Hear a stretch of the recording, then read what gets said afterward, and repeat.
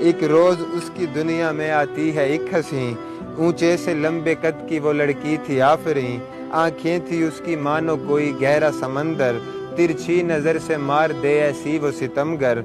लब ऐसे गुलाबी थी कि लगता था कि जैसे फूलों का रस न छोड़ के डाला हो लबों पर।